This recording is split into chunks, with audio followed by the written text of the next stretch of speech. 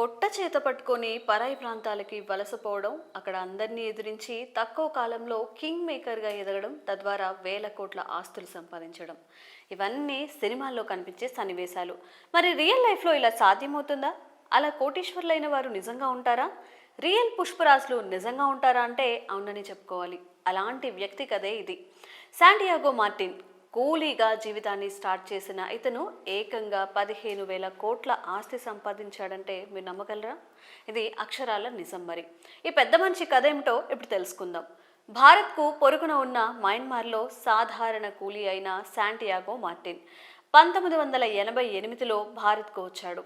తమిళనాడులో లాటరీ వ్యాపారం ప్రారంభించి కర్ణాటక, కేరళ రాష్ట్రాలకు విస్తరించాడు.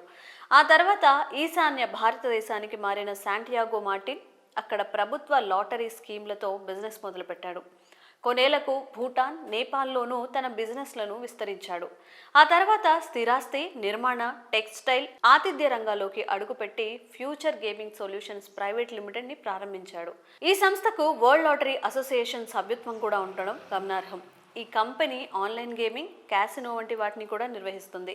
ఇక ఈ సంస్థ నుంచి వచ్చిన డబ్బుతో 2019 నుంచి 24 మధ్య 1,300 కోట్ల ఎన్నికల బాండ్లను కొనుగోలు చేసి వివిధ పార్టీలకు విరాళంగా ఇచ్చినట్లుగా ఇటీవలే వెల్లడైంది.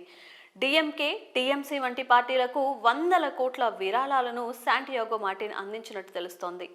లాటరీ బిజినెస్లో వచ్చిన అక్రమ సొమ్ముతో ఆస్తులు కొనేందుకు శాంటియాగో మార్టిన్ ఏకంగా 350కి పైగా బోగస్ కంపెనీలను ప్రారంభించినట్టు తెలుస్తోంది. అంతేకాకుండా ఎన్నో కార్లు కొనుగోలు చేశాడు. లాటరీ టికెట్లు కొనేవారికి ఖచ్చితంగా లాటరీ తగిలే టికెట్లను విక్రయించి వారి నుంచి ఆస్తులను కొనుగోలు చేసేవాడని దర్యాప్తులో ఈడీ అధికారులు గుర్తించారు. అంతేకాకుండా తన బంధువులు, ఫ్రెండ్స్ను లాటరీ డిస్ట్రిబ్యూటర్లుగా నియమించారు. వీళ్ళు ప్రైజ్ విన్నింగ్ లాటరీ టికెట్లను తమ వద్దే ఉంచుకొని మిగతా టికెట్లను మాత్రమే అమ్మేవారు. ఈడీ అధికారుల తనిఖీలో ఇలాంటి వందలాది టికెట్ల కట్టలను అధికారులు స్వాధీనం చేసుకున్నారు. ఇక ఈడీ అటాచ్ చేసిన ఆస్తుల్లో కొన్నింటిని శాంటియాగో మార్టిన్ అమ్మేసినట్లుగా అధికారులు గుర్తించారు.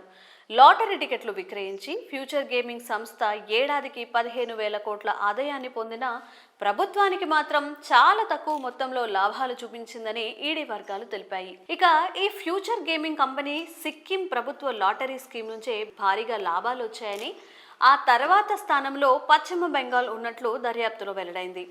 కూలీగా మొదలైన శాంటియాగో మార్టిన్ ప్రభుత్వాలను, ప్రజలను ఈ స్థాయిలో మోసం చేయడంతో అంతా షాక్కి గురవుతున్నారు.